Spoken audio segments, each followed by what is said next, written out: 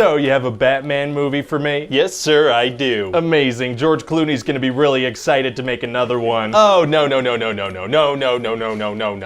don't want a Batman and Robin sequel? No, I was thinking we could do Batman's origin story, but dark and gritty. It's a guy that dresses up like a bat to fight crime, though. It's not really the kind of thing we can make dark and gritty. Of course we can. How so? Well, for starters, by casting a very serious British actor with a temper. Oh yeah, that is a good start. Yeah, so anyway, at the beginning of the movie, we're gonna have a young Bruce Wayne fall into a well and get traumatized by bats. Oh no. Yeah, he's gonna have nightmares and his dad's gonna be like, oh man, it's the bats again, isn't it? Oh, poor little Bruce. Yeah, so then his parents bring him to an opera with just a bunch of bats in it. Wow, that is pretty inconsiderate. Yeah, so then he asks if they can leave and both his parents get shot in the alley. Oh my god. So as you can imagine, Bruce grows up with fear being a big part of his life. The fear of guys in alleys with guns? No, the fear of bats. Oh, I kind of thought that watching someone murder his parents in an alley would trump the bat thing, but okay. No, the tiny flying mammals are what spooked him the most. Well, okay then. So then a bunch of years later, this guy Ducard wants to recruit him into the League of Shadows so he can be a ninja. Ninjas? Are you sure this is a dark and gritty film? Yeah, no, they're like serious ninjas. If you say so. So then Bruce and Ducard kind of skate around on an ice rink and play hide and seek together. Oh, and so then Bruce is a ninja? Almost, but first Ducard is like, hey, execute this criminal real quick. Oh, these are some serious ninjas. I know, right? But then Bruce is gonna say, I'm not gonna be an executioner, you doofus. Get out of here with that nonsense. So what does he do? Well, instead of killing the guy, he, makes the entire building explode. Oh my god, what? Yeah, he just blows the entire place to hell. But what if people die? Oh, they do die. Oh, they do? Yeah, the leader, Ra's al Ghul, dies, and a bunch of other guys get ragdolled around. A lot of ninjas die. So what the hell was that thing about not being an executioner? He just killed a bunch of people. No, he didn't kill them, the explosion did. I guess that makes sense. Anyway, so then he's gonna save Ducard from falling off a cliff and head back to Gotham. Wow, so he's like a rogue ninja? Yeah, basically, and he hates crime. And what does he do in Gotham? Well, he's gonna embrace his fear and become Batman. Oh, okay, I guess it's good that his childhood fear wasn't the alleyway murderer guy. Yeah, or instead of Batman, he would have been Alleyway Murder Man. Definitely less cool. So he's gonna go see this guy Fox that works at Wayne Enterprises. Okay. And it turns out that Fox has a bunch of cool superhero gadgets lying around that he's been working on because of reasons. That's very convenient for his plan of becoming a superhero. Yeah, so Bruce is gonna get a cool costume and a bunch of gadgets. Oh yeah? Yeah, he's gonna get some cool explosive things. And what does he use those for? He's gonna throw them at some cops that are chasing him and make their car flip. What? That could have easily killed them. Yeah, but it's not gonna. Right, but he couldn't have known that. If a car flips, there's a good chance that someone could die. But nobody's gonna be killed, so it's okay. Okay, man. Batman's also gonna become friends with this cop, Jim Gordon. Okay. And they're gonna have these little chats together throughout the movie. Oh, they are? Yeah, like Gordon's gonna put out the trash at home and Batman is just waiting outside for him. Wait, so Bruce was just hanging out outside waiting? Yeah, I guess so. What if the trash hadn't been full that night? Well, maybe he knew that their garbage was gonna be full that night, He is the world's greatest detective. But that would mean he's been keeping tabs on how full their garbage can is, like on a daily basis. I guess so. What if Gordon's wife had put out the trash? Well, he must have known that Jim's the one to put out the trash. Wow, Batman must have spent a lot of time watching over their trash habits. Yeah, must have. Anyway, he's also gonna do this thing where he disappears mid-conversation. Why would he do that? Because it's mysterious. It's rude and inconsiderate. But also mysterious. Yeah, I guess. And we're gonna have Bruce reconnect with his childhood crush, Rachel. Oh, we are? Yeah, and they're gonna reminisce about how they always used to steal condensed milk from Alfred. Condensed milk? Yeah. Can we maybe change that to candy or something? No, you remember when you were a kid and you'd always be like, Mother, could I please have some sweet, sweet condensed milk? And she'd be all like, not until you've brushed Mother's hair, not until you've brushed it well. Oh, I think you might have had a weird childhood. Oh, did I? Dang it, that explains some stuff. Anyway, what are the other characters in the movie? Well, there's this guy, Jonathan Crane, aka Scarecrow. Oh, yeah? Yeah, and he has this fear gas that makes it go crazy and super scared of stuff. Wow. And Rachel is an attorney now, and she's getting real suspicious of him. Oh, so what does he do? He shows her that they've been dumping fear poison into Gotham's water supply for weeks. Why would he show her that? So we could see it. Oh, okay, gotcha. And we're gonna learn that this stuff gets activated when water evaporates, so the plan is to use targeted microwaves to do that. Wait, but you said they've been dumping this stuff in the water for weeks. Yeah, pretty evil, right? I mean, yeah, but hasn't anyone boiled water or made tea or had a hot shower? I guess not, no, not in several weeks. Wow, people in Gotham must stink. Probably. Very stinky citizens. We're also gonna learn that Ducard was the real Ra's al Ghul the whole time. Oh, so not the one that Batman murdered? No, that was a fake one. Right. And he wants to take the big microwave on a train ride to Wayne Tower and vaporize sanitize all the water. Oh, well, that's not very nice. Nope, and some of the stuff is gonna get released and people are gonna get all scared and crazy. Oh, no. Yeah, and Rachel's gonna run into this kid that Batman had a moment with earlier on in the film. Oh, what are the odds of that? Well, what are the odds of anything? I don't know. Exactly. I guess that's a satisfying answer. And then that Scarecrow guy is gonna pop out and attack them. Oh man, it's gonna be hard for Rachel and a child to take on a Batman villain. Actually, it's gonna be super easy, barely an inconvenience. Oh, really? Yeah, she's gonna be scared for a second, but then she's gonna, tase him in the goddamn face. Oh my god. Yeah, he freaks out, his horse freaks out. His horse? Did I not mention he's on a horse? He's on a horse. Oh, attacking people while on horseback is tight. Yeah, it is. So what happens next? Well, the plan is for Gordon to use the Batmobile to shoot down the train tracks and stop Ra's al Ghul from getting to Wayne Tower. Oh, sounds like a good plan. Yeah, and so then, he does that. Oh, well, great. And so Batman jumps onto the train to fight Ra's al Ghul. Wait, why isn't it over? I mean, the train's gonna crash. Well, he wants to fight him. Well, okay then. So then they're gonna fight a little bit, and Batman's gonna be like, I'm not gonna kill you, but I don't have to save you. Okay. And so he jumps off the train, and Ra's al Ghul dies. Pretty sure that's still manslaughter. Yeah, but it's not murder. No, not as much as the stuff he did earlier. So Batman's a good guy. If you say so. So what do you think of the dark and gritty Batman? Well, it sounds like a good idea, but I think we should balance out the darkness with some jokes here and there, you know? You think so? Yeah, we could do that. Yeah, I don't know why, I just have this bad feeling about going too dark with it. I mean, what could go wrong with that, though?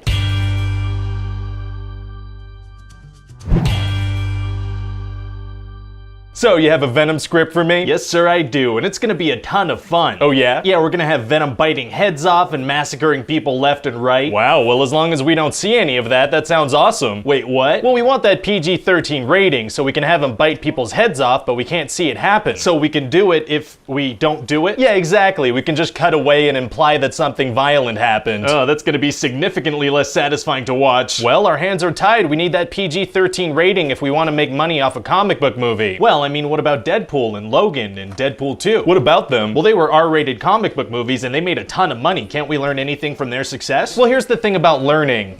It's for nerds, and I hate doing it. Oh yeah, that's a good point. I hadn't thought of it that way. So what kind of tone and genre were you thinking for this movie? Oh, all of them. All of them? Yeah. Sometimes it's gonna play like a horror movie, and other times a superhero movie, and other times a buddy comedy. We're just gonna be all over the place. I guess it's good to cover lots of ground. Yeah, if somebody isn't enjoying a certain part of the movie, they just have to wait a couple of minutes and it'll switch to a different genre. That's pretty innovative, actually. So what happens in the movie? Well, we're gonna have some symbiotes land on Earth, right? I think it's pronounced symbiote, actually. It definitely isn't. Well, how about we have them pronounce it symbiote in the trailer and see how people react? I guarantee that they'll be angry. Don't you mean that they'll buy angry? I don't. That's not how that's pronounced either. Listen, as long as people go out and be a bunch of Venom merchandise, I don't care how they feel. Fair enough. So anyway, these symbiotes land in Malaysia and they're taken by the Life Foundation, but one of them escapes. Oh, is it Venom? No, it's a symbiote called Riot that's eventually gonna latch on to the bad guy, Carlton Drake. Oh, what's Carlton Drake's deal? I just told you, he's a bad guy. Oh, that's as deep as it goes? Pretty much. But what kind of stuff does he do? Like, give me an example of a scene. Well, at one point he's with some kids that are touring his lab and they start laughing at this one girl because she asked him a question. Okay. And Drake has this big speech about how it's important to ask questions and you shouldn't silence people that do it. Wow, so what does she finally ask as a question? I don't know, he's gonna leave right after his speech and she's not gonna get to ask him one. Very harsh. Oh yeah, so anyway, after the symbiotes land on Earth, I had a lot of legwork to do to get everybody where they need to be for the fun to start. What do you mean? Well, like the Venom symbiote's in a secure lab now, right? But the whole movie's about Eddie Brock as Venom, so I had to get him into the lab somehow. Okay. So what I did was have one of Drake's scientists reach out to Eddie. And she's like, yo, Carlton Drake is doing tests on homeless people. You have to come to the lab and take some pictures, unemployed journalist Eddie Brock. Why doesn't she just take the pictures herself? Way too dangerous. Oh, it is? Yeah, so she goes the much safer route of breaking into the lab in the middle of the night with an unauthorized individual so he can take the pictures. Much safer. And yeah, so that's how the Venom symbiote latches onto Eddie Brock. And what about Riot? Oh, well, Riot latches onto this old lady in Malaysia and wanders around aimlessly for 6 months. Oh my god, what? Yeah, spends half a year as an old lady, then goes to the airport and latches onto a little girl who's going to San Francisco. What a weird strategy. Yeah, and then as the little girl, he walks right into the secure lab that doesn't have any security, thank God. How'd the little girl get to the lab? Did she take an Uber? Maybe her parents dropped her off, I don't know. Well, okay then. And so yeah, then Riot latches onto Carlton Drake. Wow, that really is a lot of legwork. Yeah, I mean, all that stuff is definitely gonna be the least fun part of the movie, but Venom has to break out of the lab somehow, and Riot has to get to the lab somehow, so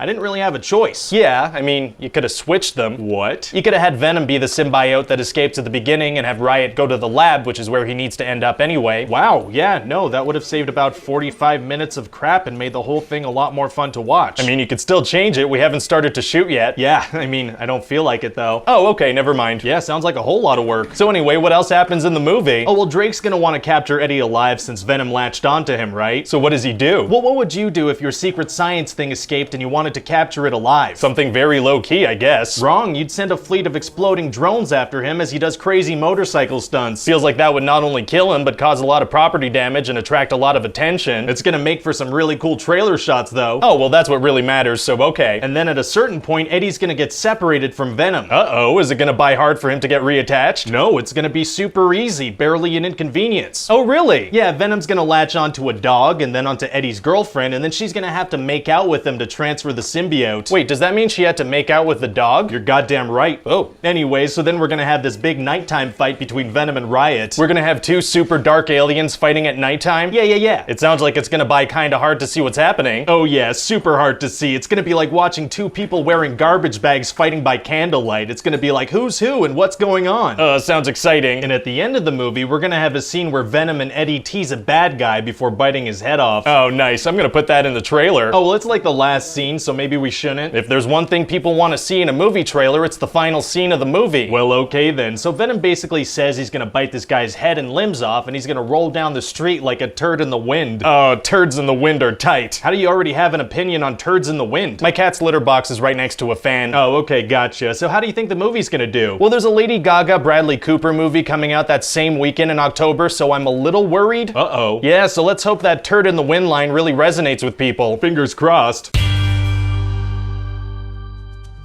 So, you have a movie for me? Yes, sir, I do. It's called The Hunger Games, and it's based on a book series where a bunch of kids are forced into like a battle royale to the death. Oh, that sounds a lot like that movie Battle Royale. No, it doesn't. Oh, okay, my bad. So basically there are 12 districts, and a boy and a girl are chosen from each of them, and they have to go fight to the death in the Hunger Games. Why are they called the Hunger Games? Well, there's not really any food in the district, so by the way, the actors are gonna have to look skinny and malnourished and, well, hungry. Okay, and would you settle for having beautiful, well-fed actors that are in terrific shape? Yeah, that works. Great. So anyway, the main girl, Katniss, gives her little sister Primrose a pin, and she's like, nothing bad can happen to you when you have this. Oh, that's sweet. Yeah, it is. So then Prim immediately gets her name chosen in the death lottery. That pin didn't work at all. Not even a little bit. So then Katniss steps up and she's like, I volunteer as tribute so my sister doesn't die. Very nice moment. Yeah, so then Primrose gives her the pin back, you know? She's like, looks like you're gonna need this. That pin that she just had the worst luck with? That's the one. I guess that's a nice moment. And then this guy, PETA, is also gonna get chosen. Oh, and what's his deal? Well, he really likes Katniss, but so does this other guy, Gale. Wait, are you saying this is based on a popular book series and there's a teenage love triangle? That's right. Oh my god, we are so gonna snatch up that Twilight crowd. Yeah, we are. I love it. So anyway, then Katniss and PETA are gonna meet their mentor, this guy, Haymitch. Oh, and what's his deal? Well, he won the Hunger Games back in the day, and he's an alcoholic now. Oh, is that gonna be problematic? No, he's just gonna be an alcoholic in like the first scene. Oh, then he gets over it? Pretty much immediately, yes. Well, good for him. Anyway, he tells them that they need to be likable because sponsors can airdrop supplies during the game. Oh, interesting. So they get set up with this guy, Cinna, who's in charge of wardrobes and whatnot. Okay. And he's like, I think you guys should ride into the opening ceremony on fire. How does he plan on doing that? Well, he shows them this flame, right? And he's like, this isn't real fire, and these suits are made so you won't feel a thing. Wait, so is it fake fire or is the suit fireproof?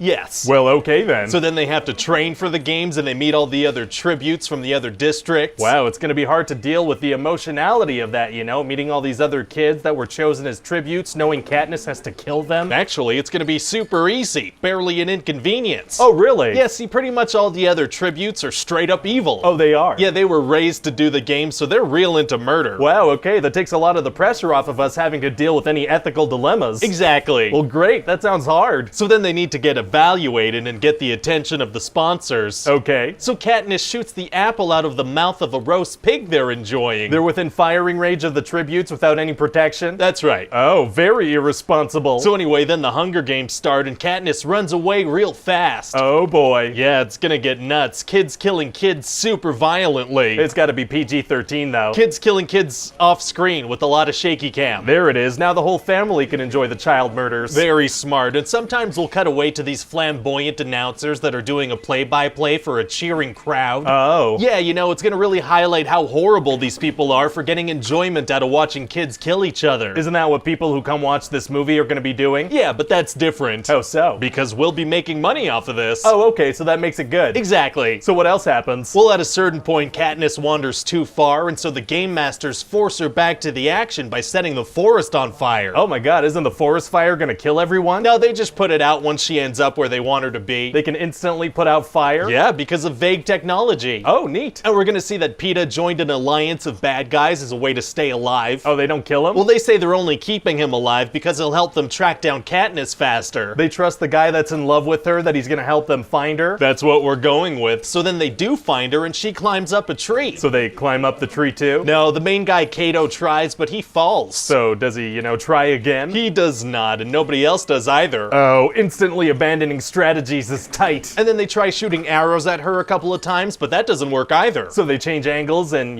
try again? No, they give up on that too, right away. Oh, they give up on things so fast. Yeah, and so then they start a fire. Oh, that's very smart. They want to burn down the tree and kill Katniss. No, they just start a fire so they can settle in for the night. What? Yeah, because PETA's like, guys, let's just go to bed and kill her in the morning. Don't they kill PETA? They said they were just using him to find Katniss. Yeah, no, they don't kill him. They listen to his idea. Wow. Anyway, so then all the bad guys fall asleep, right? They don't leave anyone awake standing guard? They do not. And so Katniss manages to drop some crazy poison wasps on them, but she gets stung too. Oh, so what happens to her? Well, she passes out and wakes up a couple of days later being taken care of by this little girl, Rue. Wait, so the Game Master started a forest fire because she was too far from the action, but then they let her sleep for several days? That's right. And what's up with the announcers? Do they just work 24 hours a day as all this stuff is happening? I don't know. Fair enough. So anyway, then Katniss is gonna blow up the enemy's food by shooting a bag of apples, which then fall on some mines. Oh, this girl loves shooting arrows at apples. Yeah, it's definitely the fruit that moves the plot forward the most in the movie. Wow. But then this kid kills Rue, and so Katniss kills him. It's gonna be really sad. Yikes, 2 children dying, that's super sad. No, only one of the deaths is sad. The other child was a bad child. Oh, okay. So then Katniss finds PETA, and he's just perfectly camouflaged as a rock. What? How did he manage that? Well, he used to decorate cakes in a bakery, so... Did he decorate them as rocks? I guess so. Oh, very weird cake orders. So then the Game Masters are like, okay, you know what? 2 tributes can win if they're from the same district, because Katniss and PETA are pretending like they're in love. Okay. And then they release a bunch of violent dogs as like the finale, and PETA and Katniss manage to get them to kill Kato. Oh, so they win? Well, they have to threaten a double suicide with some berries first. Actually, berries are very important too, now that I think of it. What? What's going on? Well, they win. That's great, and so what happens with Gale? Oh, stay tuned. Stay tuned? Yeah, this is a book series, remember? That's all gonna come later. Oh, wow, yeah. So how many books are there in this series? 3. Okay, that's too bad. What's wrong? Well, I was kind of hoping we'd get more than 3 movies out of this franchise. Well, we could always go with the Twilight and Harry Potter strategy. Oh, yeah, very true.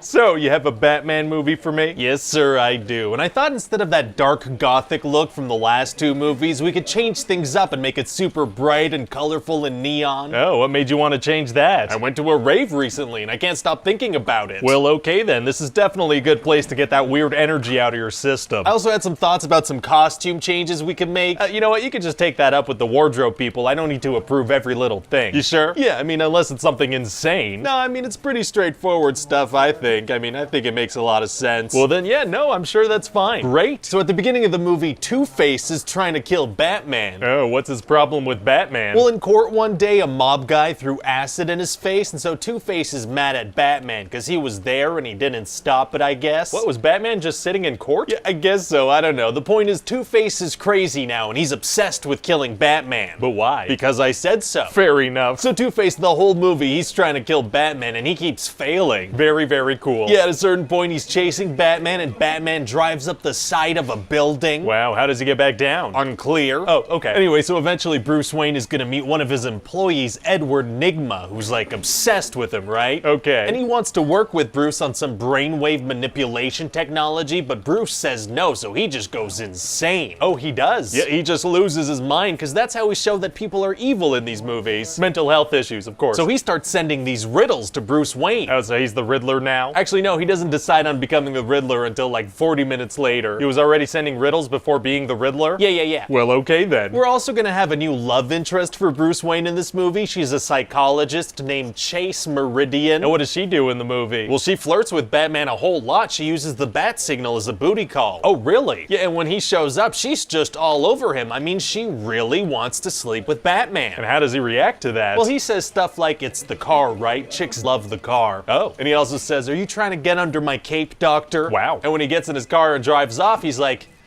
women. Well, that all sounds like dialogue that Batman should definitely say. I agree, so he's gonna. Perfect. So Bruce is gonna bring these riddles he's receiving to Chase, and she's gonna be like, well, whoever made these is obsessed with you. Oh, so he makes the connection to the obsessive Edward Nygma guy he met just a few days before? He doesn't, no. Isn't he supposed to be the world's greatest detective? Yeah, well, it's much easier for me to write a story if he doesn't figure out super obvious things right away. That makes sense. So anyway, Bruce brings Chase to the circus, and the Riddler is watching the whole thing unfold on the news. Oh, that reminds me, did you catch the live broadcast of the circus on the news last night? Of course, I never miss a live broadcast of the circus on the news. That's a normal and regular thing that happens. It's perfectly normal. I know it is, that's why it's in the script. Well, good. So anyway, Two-Face and his goons bust in, and they're like, you guys gotta tell us who Batman is, or we're gonna blow this whole place up. Oh, so what does Bruce do? Well, he yells, I'm Batman, but nobody hears him because the crowd's too loud. Not even Chase, who's sitting right next to him? That's what we're going with, so he just starts kicking butts all over the place. And nobody makes the connection that this billionaire is suddenly doing public kung fu? They don't, no. And then this acrobat family, the Graysons, they save the day. Oh, great. But they all die except for the youngest one. Oh, bummer. What's his name? Dick. Hey, screw you, buddy. No,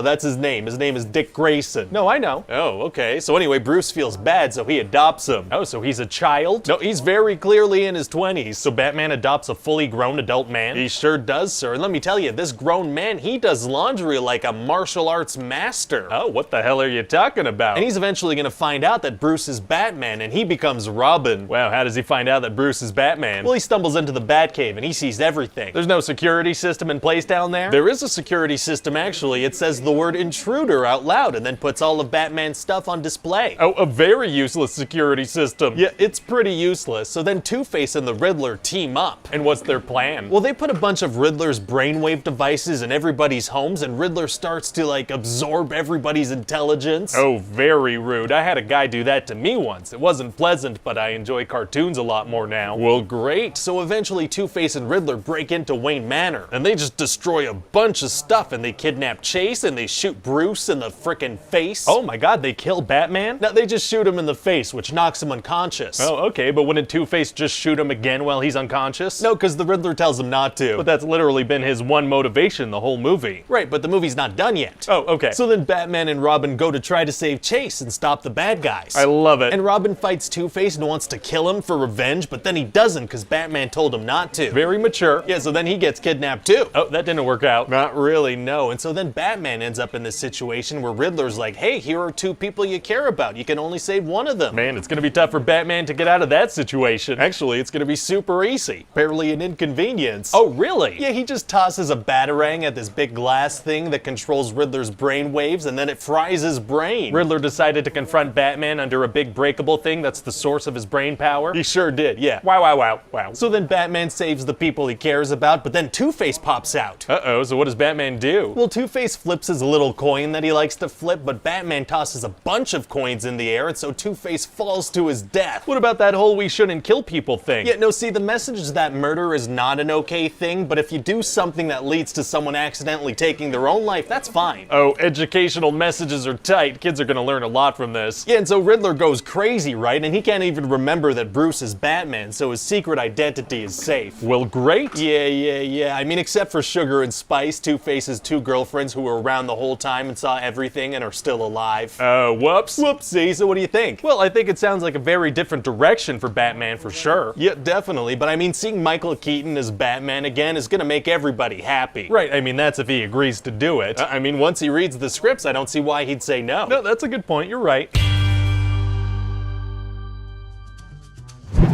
So, you have a movie for me? Yes, sir, I do. It's called Ready Player One, and it's based on a book about a VR game. Oh, a little part of that sentence was boring. You're starting to lose me. The book part? Blech. Well, don't worry, it's absolutely packed with pop culture references. Oh, thank God. I was like, what is this, school? Yeah, and actually, whenever I feel like I might be losing people, I throw in a pop culture reference to distract them. Is that actually gonna work? Because it feels like at a certain point it's just gonna become clear that we're... remember Freddy Krueger? Oh yeah, I remember Freddy Krueger. That's awesome. Well, he's gonna be in here. Oh, pop culture references are tight. What was I saying? I don't know. Oh well. Anyway, so the movie takes place in the future, and everybody plays this big VR game called the Oasis. Okay. And one of the game's creators, Halliday, died and hid 3 Easter eggs in it. And the first person to find them all gets to run the whole game. Pretty reckless thing to do with your company. Super reckless, and the main guy, Wade, wants to find all the Easter eggs before this corporation, IOI, does. Oh, tell me more about IOI. Oh, well, the head of IOI is this guy, Nolan Sorrento, and all he cares about is money. Oh, I like this guy. Oh, well, no, actually, he's the bad guy. How so? He wants to run the Oasis so he can fill it up with advertisements and product placements. He's a bad guy because he wants to include product placements? Pretty evil, right? You do realize we're gonna have a bunch of product placements in this very movie, right? Yeah, it's okay when we do it. Oh, okay, good. So if IOI are the bad guys because they want to use the Oasis to make money, does that mean that the Oasis currently doesn't make money? Oh no, it definitely does. It makes trillions of dollars. So why is it bad for IOI to want to use the Oasis to make a profit if the Oasis is already making a profit off of people? Hey, you know Batman? Oh yeah, I know Batman. Why? What's up with Batman? We're gonna reference Batman in this movie. Oh, that's amazing. Batman is tight. What was I talking about? No idea. Oh, okay. So how do people actually play this VR game? Inconsistently. What? Yeah, some people play it on a treadmill, some people just sit in chairs, other people run around in the streets blindly. Oh. Also, sometimes you'll get flipped upside down, other times you could do karate kicks, I don't know. Feels like we should have some consistency with how the game actually works. Oh, but I don't wanna. Oh, okay, never mind. So anyway, people have been stuck on this race challenge for like 5 years trying to find the first key. Okay. And Wade's gonna figure out that there's a secret passage in the race if you just go backwards. You're telling me that in 5 years, no one ever tried to go backwards? Yeah. Aren't gamers notorious for digging through video game levels and searching everywhere for hidden details and passages? They are. And in 5 years, nobody has tried going backwards. That's what we're going with. So now Wade has his character's name up on this big scoreboard. Oh, why is there a scoreboard? To keep track of the score. What score, though? Isn't it just a matter of finding the keys first? Yes, and then Wade becomes famous and buys himself a cool new suit. In the game? No, in the real world. What? Yeah, and this new suit lets him feel everything, like he can feel pain now. Why would you want to feel pain? That's a massive disadvantage. Well, the bad guy has one too. At a certain point, he's gonna get kicked in the balls. His suit lets him virtually get kicked in the balls and feel the pain in real life. It does. So anyway, we're also gonna have Wade fall in love with another Easter egg hunter named Olivia. Oh, why did they fall in love? Because they're the main characters. Gotcha. And we're gonna have this cool scene where Wade and Olivia are dancing and IOI busts in and starts shooting at them and they have to try to not be killed. So this happens in the real world then? No, this is in the Oasis. So couldn't they just remove their VR masks and not be in danger anymore? Yeah, but they're not going to. Why not? Because it's an action scene. But they don't have to be in danger at all, they can just unplug. Hey, you know The Shining? Yeah, I know The Shining. We're gonna show a bunch of stuff from The Shining in this movie. Wow, I love it. Anyway, so in the real world, Olivia's gonna have Wade brought over to where she lives, and she's gonna be like, welcome to the rebellion. Oh, tell me more about the rebellion. I can't, that's the last time we reference it. Oh. And then Olivia's gonna get captured by IOI and put in a little prison pod thing. Uh-oh. Yeah, so Wade and his friends are like, first things first, we need to go save Olivia, then we need to get the last key before IOI does. Wouldn't it make more sense to find the key first? Yeah, but they don't want to do that. Oh, so it's because they absolutely need her help in the virtual world? No, in fact, Wade is gonna kill her in the virtual world himself. What? Yeah, but in the real world, they are gonna help her get out of her pod. Oh, is that hard to do? No, it's super easy, barely an inconvenience. Oh, really? Yeah, there's like a lever inside the pod, and she pulls on that, and it opens up. That is convenient. So anyway, eventually Wade finds the last Easter egg and gets to talk to Halliday. Okay. And Halliday's big message is that sometimes you need to disconnect and go out in the real world. If that was really what he wanted, wouldn't it make more sense for him to hide the Easter eggs in the real world? What? His plan basically ensures that people are gonna spend more time in the game. If he wanted people to go in the real world, he should have done something involving that. Hey, remember the Iron Giant? Of course I remember the Iron Giant. In this movie too. That is so cool. What were we talking about? I don't know. So anyway, Wade gets to take control of the Oasis and he's like, new rule everybody, it's gonna be shut down on Tuesdays and Thursdays. What about people who can only play on Tuesdays and Thursdays? Screw them. Very harsh. So what do you think? Well, I really like that it's full of pop culture references, so I say let's make this thing. Awesome. So is this like a top priority or? Oh, absolutely. We're gonna get this done ASAP. Amazing. So, you have a movie for me? Yes, sir, I do. I was thinking we can make a Star Trek movie. Oh, interesting. Is it like a reboot or a sequel or a prequel?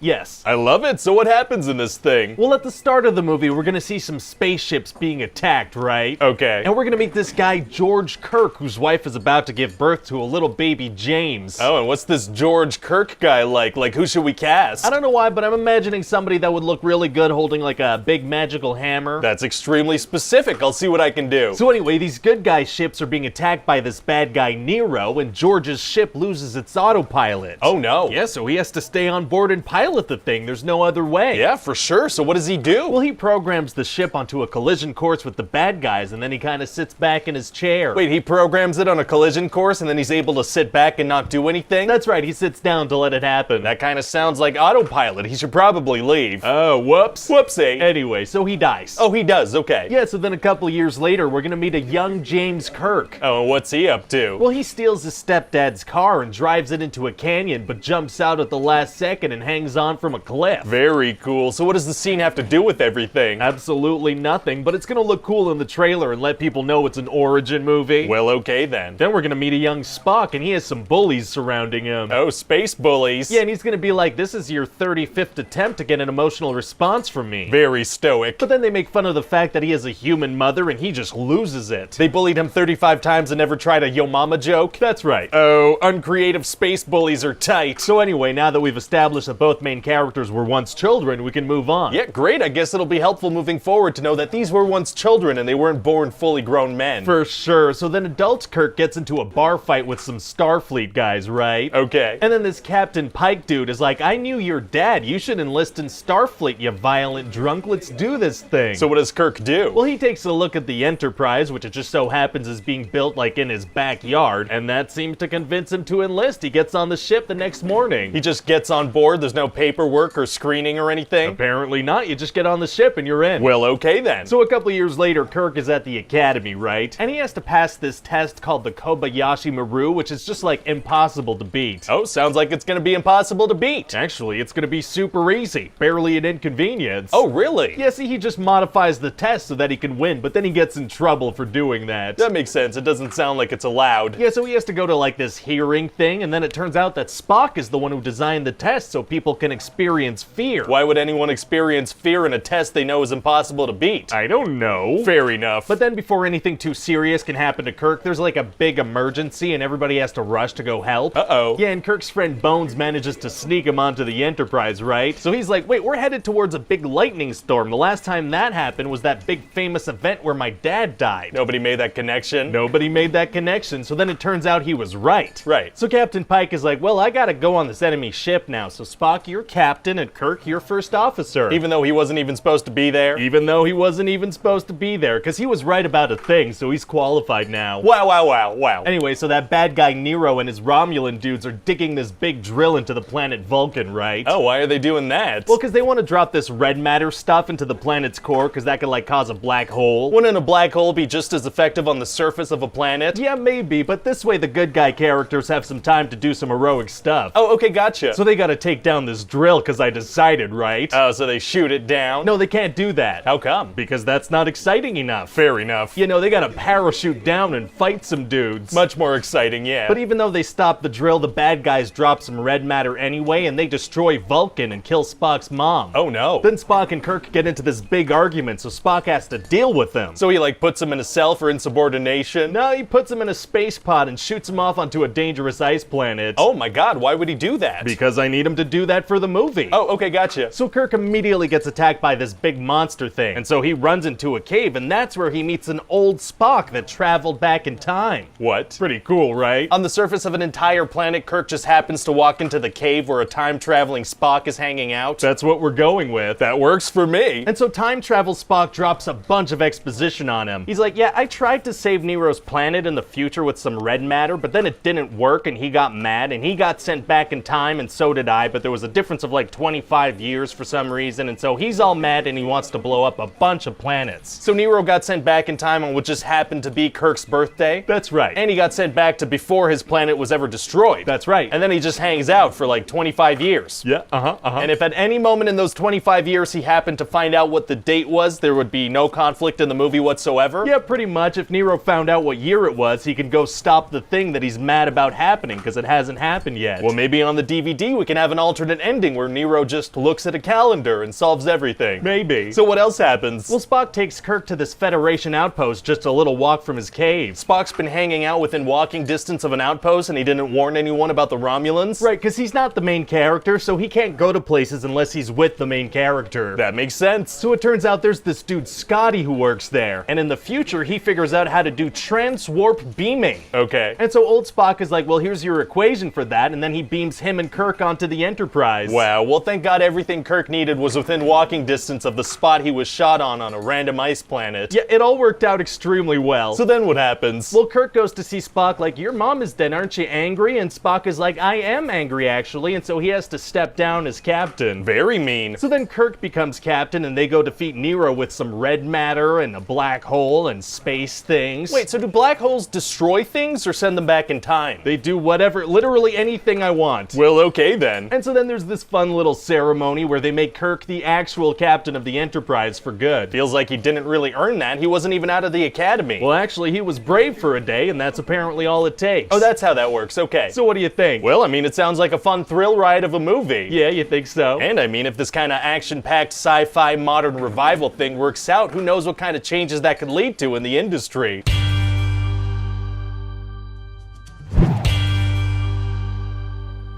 So, you have a Star Wars sequel for me? Yes, sir, I do. So in the opening text crawl, we're gonna find out that Palpatine is alive again, and he sent out a transmission to everybody. Oh, Palpatine is back? How is that possible? Well, the dark side is a pathway to many abilities some would consider unnatural. Oh, very vague. What does that mean? It means get all the way off my back about this and don't bring it up again. Oh, okay, let me get off of that thing. So it turns out he was pulling the strings this whole time, like he created Snoke. Seriously? Yep, we didn't see him because he was in a basement with strobe lights. It's so strange that we never hinted at this at all whatsoever in any way. Yeah, pretty crazy, but this was always the plan. Was it though? I mean, yeah, I wouldn't start a trilogy without a roadmap, you know? I didn't do that. Well, okay then. So what happens in this thing? Well, you know how in The Last Jedi we found out that Rey's parents are nobody? Right, yeah, between that and the Broom Kid, it seemed like maybe we were going for like a hopeful message, like the Force can be with anyone, you don't have to be related Well, it turns out that Rey is Palpatine's granddaughter. Oh, she is? Yeah, pretty cool, right? So that means that Palpatine has gotten,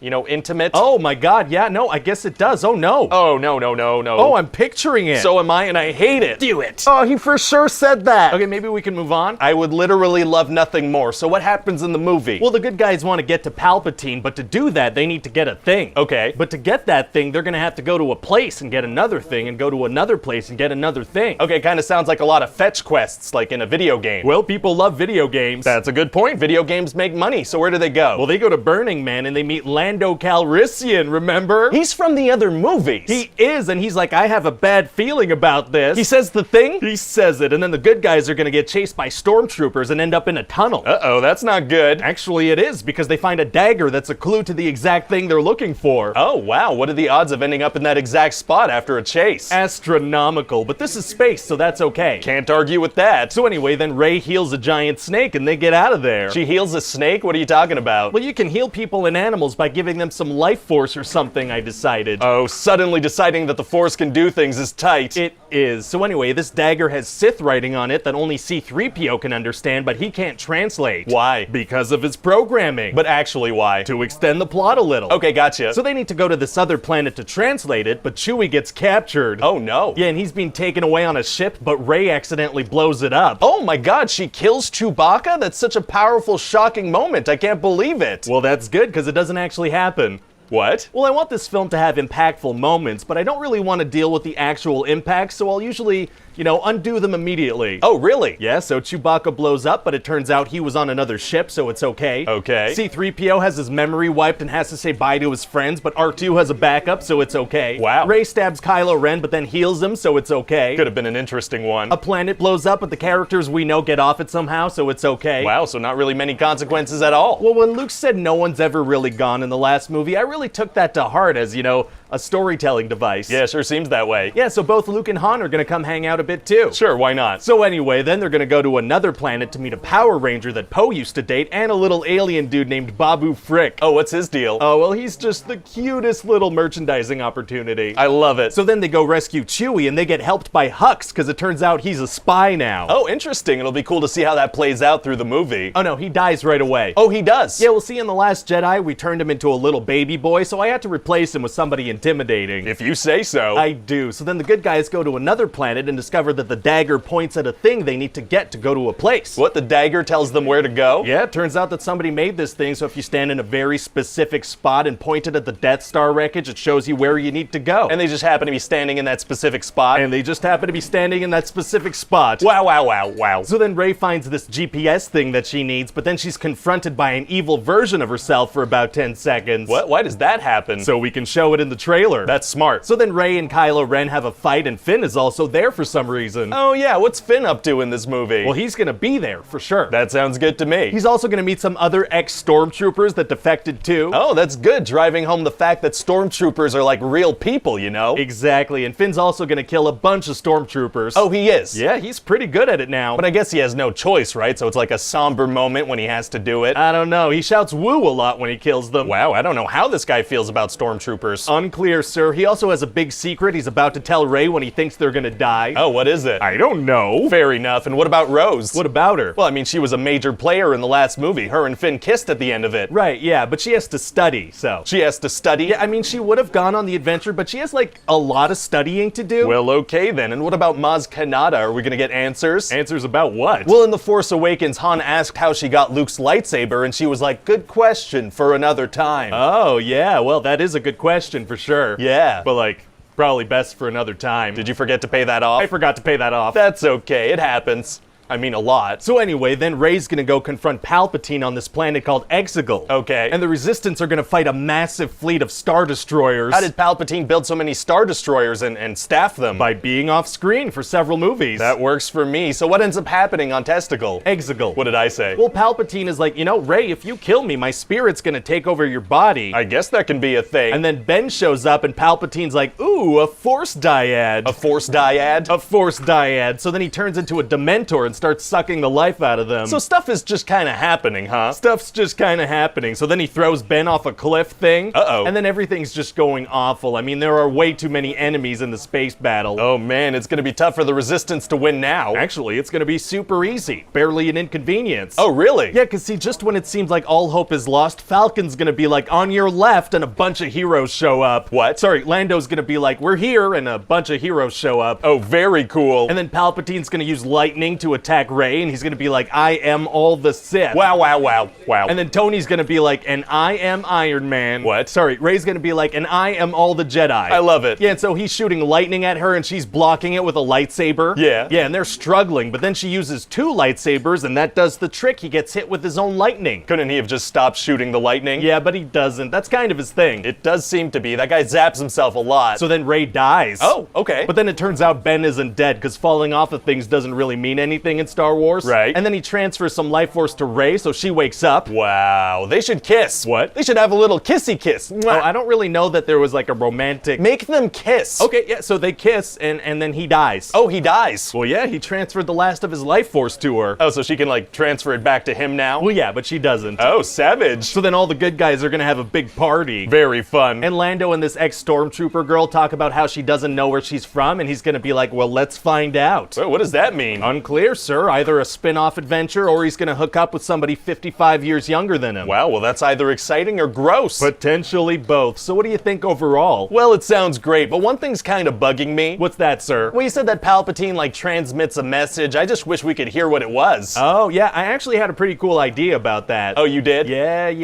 Have you heard of Fortnite? What?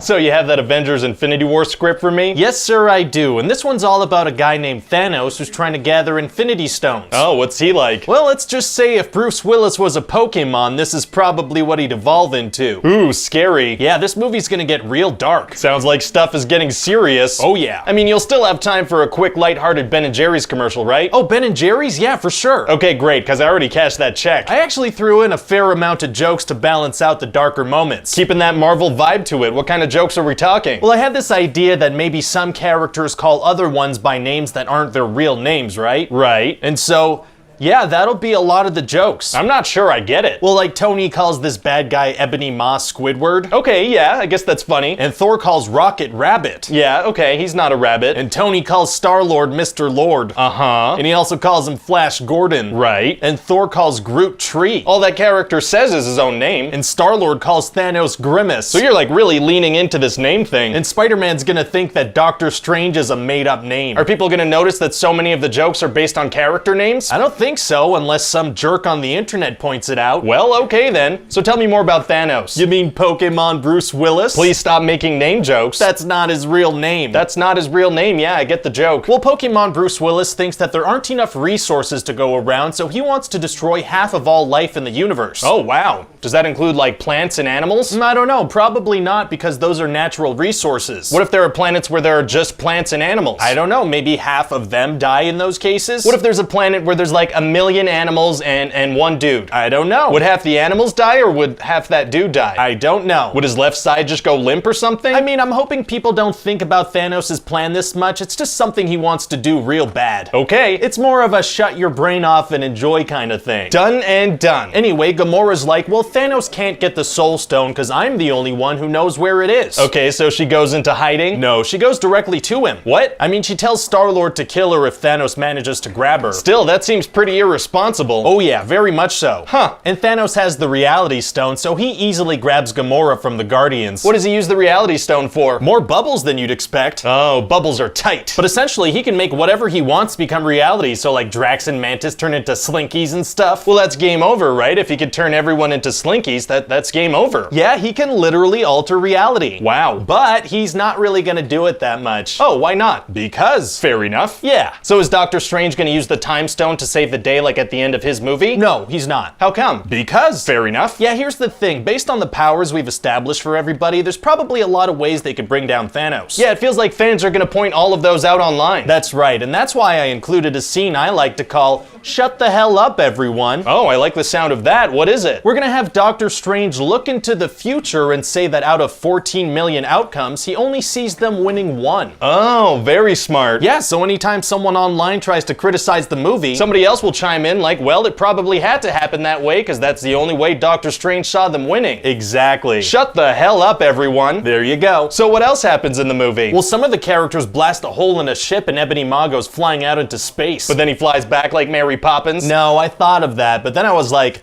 this isn't Star Wars. Bummer. Sorry. So what do they do about the hole in the spaceship? Well, Iron Man closes it up because he has this cool new thing where his suit is like, basically magic. Oh, it is? Yeah, it fixes up holes in spaceships and morphs into whatever he needs in any given situation, and it closes up massive stab wounds. How is that possible? Nanotechnology. Yeah, but what does that mean exactly? Nanotechnology. But how exactly? Nanotechnology, I don't know. Okay, nanotechnology, sounds good. Yeah. So what do some of the other characters do in the movie? Like, what's up with Captain America? Oh, he has a beard now. That's it? Pretty much. What about Black Panther? He goes, "Ya Bombay." Black Widow? She's gonna have this little moment where she's surprised to see that Bruce is back back on Earth, even though he's the one who called them. Oh, well, that's sweet. She's also gonna be part of a lady fight where all the women team up to fight the female antagonist. That's progressive, right? Maybe. What about Winter Soldier? He has a new arm and he picks up a raccoon. Hawkeye? Not even in it. Ant-Man? Nah. I gotta say, it feels like a lot of characters are getting sidelined. Well, you asked me to shove 75 main characters into a single movie, you sick bastard. I did do that. I haven't slept since 2015 and I hate you so much. Hey, throw that Tyrion Lannister dude in there. I like him. Please stop. Please stop. Alright, so you're gonna have everybody fight a big generic army of bad guys? That wouldn't be an Avengers movie without that. So what's this army gonna look like? Well, picture what it would look like if Venom took over Goro from Mortal Kombat. Okay. So yeah, like a million Venom Goros. Very cool, and how do the heroes end up stopping Thanos? Oh, they don't. What? Yeah, no, he's gonna get all the stones and erase half of all life in the universe. But it's gonna be hard to wrap up a movie if the bad guy wins. Actually, super easy. Barely in...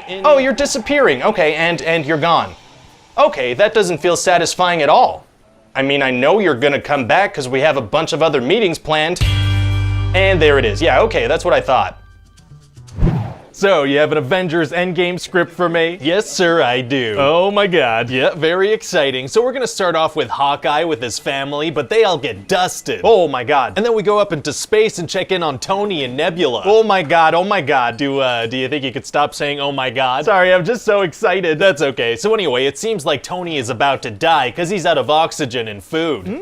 Oh my god. Sir? Sorry. But then Captain Marvel shows up and saves him because she's working with the Avengers now. Oh, Captain Marvel, huh? So we're gonna show her meeting them and stuff? No, I mean, we already had the post-credit scene in Infinity War and the post-credit scene in Captain Marvel, so I feel like people know how she got there. But what if people haven't seen those movies? I mean... I'm just kidding. This is the world's most expensive TV show. It's not our fault if people haven't seen the last episodes. Oh, okay, yeah, good joke, sir. So then what happens? Well, they find out what planet Thanos is on, and he looks a lot more like Shrek than he used to. Oh, people like Shrek. And so the Avengers show up, and they're like, where are the stones? And he's like, oh yeah, no, I destroyed those. Whoa, that's not good. Nope, it's not. And so then Thor, you know, chops his head off. He does what now? He cuts Thanos' head off, and it rolls off into the corner, and he's dead. Well, I'm surprised. This turned out to be a very short movie. We are gonna save a ton of money, though. Oh no, it's not done. But Thanos is dead. Yeah, we're gonna fade to black, and the words 5 years later appear on the screen.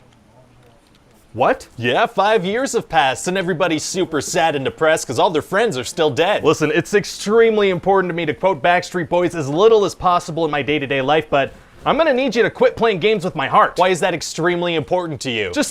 Okay, what happens next? Well, Captain Marvel's gonna be like, I'm very busy now, and peace out. Pretty rude. And then a rat is gonna set Ant-Man free from the quantum realm, which is gonna be the key to saving everyone. Oh, life-saving rats are tight. Yeah, so it turns out Ant-Man was in the quantum realm for 5 years, but to him it felt like 5 hours. Oh, very cool. Yeah, so he goes to see the Avengers, and he's like, hey, time is weird, right? Maybe that's something we can look into. Okay. So they go see Tony, but he has a daughter now, and he's like, time travel's impossible, and this is dumb, and no thank you. Oh, Tony has a daughter. Yeah, she's real adorable. She tells him, I love you 3000. Oh, does she think he's the lead singer of Outkast? No, it's just a cute thing she says. Oh, okay. Anyway, so Tony's gonna end up changing his mind about helping them, so then he has to figure out time travel. But he says it's impossible. That's gonna be hard to do. Actually, it's gonna be super easy. Barely an inconvenience. Oh, really? Yeah, he just tries something after doing the dishes and it works immediately. Well, great. So then the Avengers have to get the rest of the team together. Oh, very exciting. Yeah, so they go get Thor, but he's fat now. Oh, you just opened up a whole new world for cosplayers. Yeah, I did, and Tony's gonna call him the Big Lebowski. That movie starring Jeff Bridges? That's the one. Jeff Bridges, who also starred in Iron Man? That's the one. Oh, damn it. I mean, it's fine. Let's just try not to mention too many real-world movies. Okay, well, we'll keep it to a minimum. Just a couple of other references to, like, Back to the Future and Hot Tub Time Machine. Hot Tub Time Machine starring Sebastian Stan? Ah, dang it. It's bound to happen. We love pop culture references, but we have all the famous people in these things. Yeah, we do. So anyway, they have Thor, and I guess they wait for Captain Marvel to come back. No, she's busy. Yeah, but can't they, like, wait for her to make contact? Seems like she'd be good to have around. She's extremely busy. She has no time for this. I mean, okay. So anyway, the plan is to go into the past and get Infinity Stones. Oh, time heist. But the thing is, they have a very limited number of Pym particles, so they have one shot to get this right. Why don't they go back in time and steal some more particles? I mean, yeah, eventually they do. Why don't they do that, you know, right away? Because then the stakes wouldn't be so high, and also they just want to get started right away. Oh, okay. So anyway, then they break off into teams and explore a bunch of old Marvel movies. Oh, Oh, it's like fan service the movie. Exactly, it's gonna be great. Like Rocket and Thor are gonna go to Asgard. Very exciting. Which actually reminds me, we are gonna have to get Natalie Portman back. Oh, what do you need her for? I need her to take a nap. I mean, it's gonna be the world's most expensive nap, but okay. Great, so yeah, they have to steal the reality stone from inside her by poking her with a pokey thing. Okay. And some other Avengers are gonna go to the Battle of New York. Right, there should be 3 stones in New York at that time. Exactly, but then Loki's gonna manage to grab the Tesseract and disappear. Oh, where does he go? Into a spin-off TV show. Fantastic. Also, Black Widow and Hawkeye go to Vormir, so they have to do that whole sacrifice that which you love thing for the Soul Stone. Oh. Yeah, and so Black Widow dies. Well, thank God the team happened to send 2 Avengers that love each other. It is a pretty convenient coincidence. So what else happens? Well, Iron Man is gonna build a gauntlet, and Hulk is gonna snap his fingers and bring everyone back. Oh, wow. But it turns out that Thanos knows about the plan because past Nebula's face projector is connected to the same Wi-Fi network as present Nebula. Uh-oh. Yeah, so they just bombed the hell out of the Avengers facility. I mean, this thing turns into a crater. Oh boy, is everyone okay? Yeah, no, everyone's fine. Yeah, I thought they might be. But then Thanos is waiting outside and he wants the stones because he has a new plan in mind. Oh, he does? Yeah, he's like, well, now I see that my 50% decimation thing didn't work, so I'm just gonna kill everyone and start fresh. Oh, so you took the well-developed villain from Infinity War and turned him into Apocalypse from the last X-Men movie? Pretty much, yeah. Everything they've built will fall and all that. Interesting move. Yeah, so then it's time for a big final fight. Things are gonna get real. Oh boy. But first, Thor uses lightning to braid his beard real quick. What? And then the fighting begins. Oh boy. So it's gonna be this awesome showdown, like Cap is gonna use Mjolnir. Wow. And then there's just Cap barely standing up, but he's facing down Thanos' army. Oh, there's gonna be a big disposable CGI army? Of course, this is an Avengers movie. I love it. And just when it seems like all hope is lost, Doctor Strange opens up a portal and Black Panther walks through. Oh, Black Panther, huh? What does he do? He goes, Bombay. Oh, he loves saying that. Yeah, and then all the heroes are gonna have these slow, dramatic entrances through all the portals. Wow, nice of Thanos to not attack as everyone enters. Yeah, he definitely lets them have a moment. Very considerate. So then it's gonna be a massive fight. It's gonna be like boom, boom, boom, boom, pow, pow, pow. That sounds great. I like the sound of that. And while all the fighting is happening, they need to get the gauntlet into this time travel van to put all the stones back in their proper places. Okay. And at a certain point, all the female heroes are gonna land in the same spot to protect the gauntlet. Wow, that's gonna be awesome. Yeah, it's gonna be badass. I bet it will. Why did they do that, though? To protect the gauntlet. Right, okay, but why did all the female heroes land in the same spot at the same time? Did they plan that, like through their communicators? No, of course not. That's silly. So it's a coincidence then? It just so happens that all the female characters and only the female characters all did that simultaneously? I mean, I wouldn't call it a coincidence either. Don't get me wrong, it sounds awesome. I'm just trying to understand how and why something like that would happen on a massive battlefield. Well, here's the thing. It's gonna be a very cool scene, so I need you to get all the way off my back about the logistics. Oh, okay, I'll do that. Great. So anyway, then Captain Marvel and the gang have to get this gauntlet to the van. Captain Marvel has the gauntlet, why doesn't she put it on and turn all the bad guys to dust? Because. Fair enough. And then Thanos is gonna end up getting his hands on the gauntlet. Uh-oh. Yeah, and then Doctor Strange looks at Tony and does this.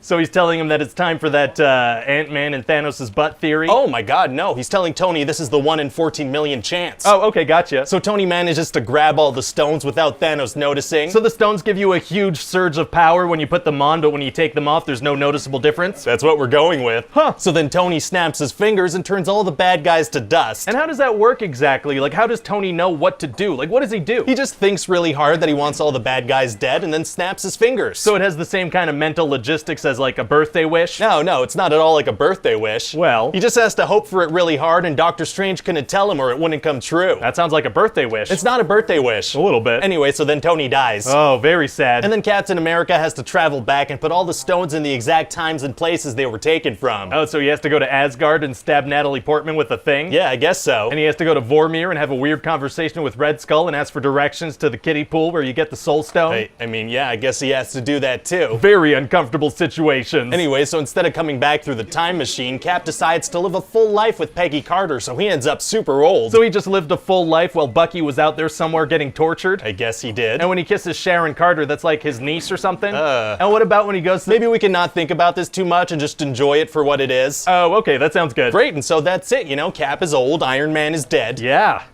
But I mean, we could go visit him whenever with the time machine, right? I mean, yes, but, you know, let's not do that. I don't know, it could be a big moneymaker. Please don't. I'm just saying, it's possible. I just think, you know, it'd be nice if character deaths were permanent, you know? It kind of takes away from their sacrifices if they pop up in other stuff. Okay. Do you agree? Yup, I agree.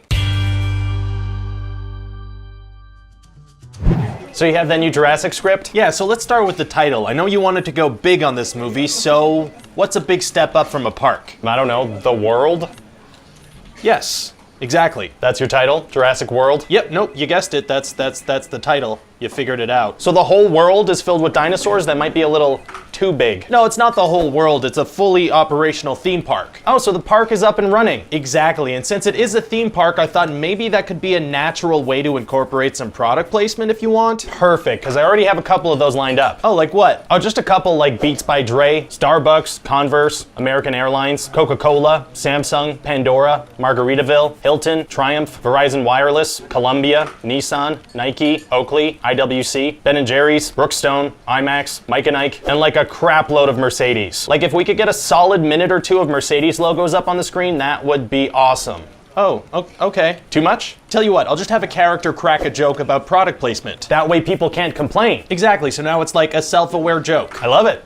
So what's the story about? Well, the park's been open a while, so people are bored of dinosaurs. People are bored of dinosaurs. Yeah, that's the angle we're going with. So one of the main characters, Money Lady. Wait, Money Lady? Oh yeah, a lot of these characters just have like one defining characteristic, so I didn't really bother with names. They should have names. Okay, Claire. That works. So Claire and her team develop a genetically modified dinosaur to attract new people. Genetically modified? Oh yeah, this thing is nuts. It has T-Rex genes. Wow. And raptor genes. Scary. And snake genes. And tree frog genes. What? And cuttlefish genes. Okay, this sounds like too many genes. No, see, having a lot of genes meant I could make the dinosaur do whatever I needed it to do for the plot. Oh, smart. What can it do? Well, it's able to set up distractions. It can control its body temperature to hide from thermal detection, which it knows about and understands. It can also detect thermal radiation, which it uses to hunt. It can also camouflage itself, and also it kills for sport, and it knows that there's a tracker inside of it, and it's able to remove it. Wait, how does it know what a tracker is? I don't know, maybe it has genes from like a tactical systems specialist from the FBI or something. What? SEAL Team 6 genes, I don't know. What I'm trying to say is that it's a very smart, borderline magical monster. Okay, so if this thing has all those abilities, it must be impossible for people to hide from it. Actually super easy, barely an inconvenience. Really? Yeah, well it can't really see, so... It can do all those things, but it can't see? Exactly, so if they just kind of stay still, it has a hard time finding them. That's very convenient. Super convenient. It works several times. So I'm guessing this thing gets out of its cage? It does. And so Claire evacuates the park? Kind of, eventually. Eventually? Not right away? No, because evacuating the park would be bad for business. Oh, so she's the villain. She's like the bad guy of the movie. Nope, she's one of the two leads. And people are supposed to empathize with her? I was thinking maybe you could cast someone really pretty so people won't notice she's a terrible person. Oh, yeah, true. I could totally do that. Awesome. So how close do people get to danger before she realizes she has to do something? Oh, a lot of people die. They do? Oh, well, the dinosaur kills a couple of people when it escapes right off the bat. And she doesn't evacuate the park? No, she sends more people after it. And they report back to her how dangerous it is, and she calls for the evacuation. No, they all die too. And then she calls for the evacuation. No, because money and business, remember? Right. Wow.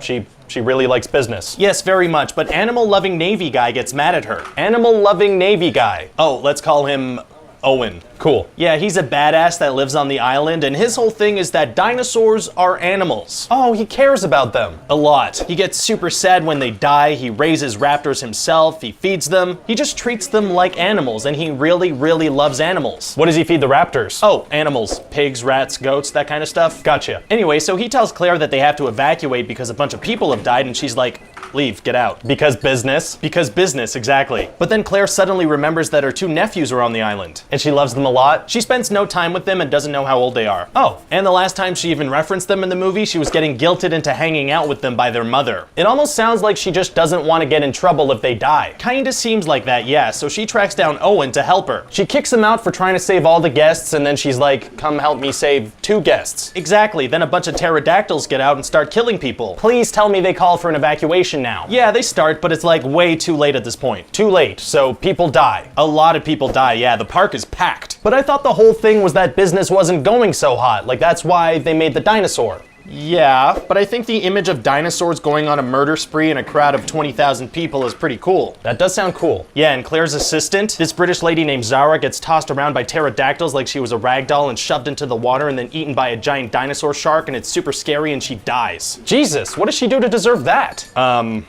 Nothing, I guess. Wasn't your ex-girlfriend a British woman named Zara? I mean, I don't see what that has to do with anything. Okay. Anyway, so then Claire and Owen kiss in the middle of this big attack. What? Why? Oh, well, they're both attractive, so they're in love now. Right? Makes sense. So what happens next? Well, there was this dude the whole movie that wanted to use dinosaurs in the military. What? I don't know. That's a little far-fetched, isn't it? I know, but I had a dream where a guy was on a motorcycle next to some raptors. Ooh. Right? And this is the only story thread I could think of to get us there. Fair enough. Okay, go on. So because everything's going crazy, this guy takes control and he's like, let's weaponize the raptors. I know. So then they do that, but it doesn't work because they imprint on the dinosaur, and then there's a big fight between raptors and the new dinosaur and the old T-Rex from the first movie, and then the bad dinosaur gets eaten by the same shark thing as my ex-girlfriend. But what about the dinosaurs left standing? They kind of give each other knowing nods and go their separate ways. They don't try to kill each other? No, they have an understanding now.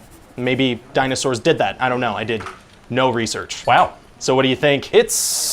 It's something. You don't like it? I think there's a lot of wacky stuff in there, right? And characters that people won't really connect with. Okay. But it does have two very important things. What's that? Hot people and dinosaur attacks. Do you think that'll be enough to get people to buy tickets? Well, we'll just have to try and see.